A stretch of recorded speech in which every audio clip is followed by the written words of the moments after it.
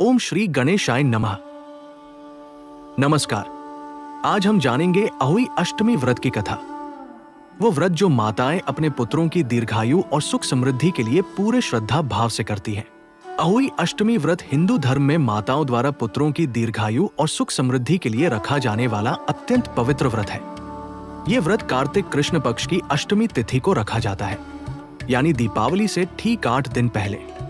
इस वर्ष ये पवित्र व्रत 13 अक्टूबर 2025 को मनाया जाएगा। पूजन मुहूर्त शाम 5:45 बजे से 7 बजे तक है। बहुत समय पहले की बात है।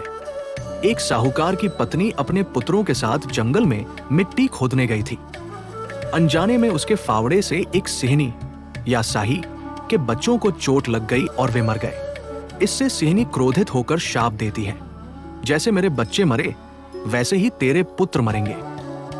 समय बीतता गया और धीरे धीरे उस स्त्री के सभी पुत्र एक एक करके काल के गाल में समा गए।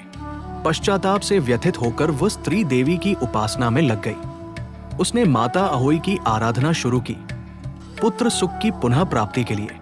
मां अहोई भगवती उस पर प्रसन्न हुई और उसे पुत्रवत सुख प्रदान किया। तभी से ये व्रत माताएं अपने पुत्रों की दीर्घायु के लिए करने लगी।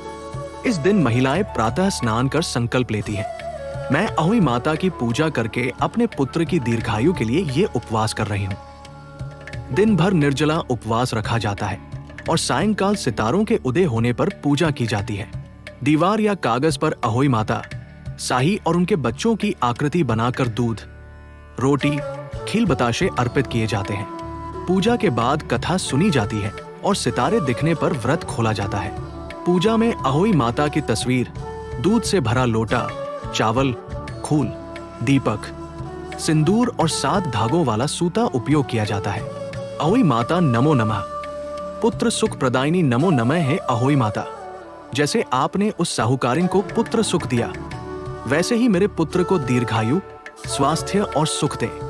यह व्रत करवा चौथ की तरह ही फलदायी माना जाता है। जिनके संतान नहीं है वे भी संतान प्राप्ति की कामना से यह व्रत रखती हैं। शाम को तारों को अर्घ्य देकर व्रत खोला जाता है।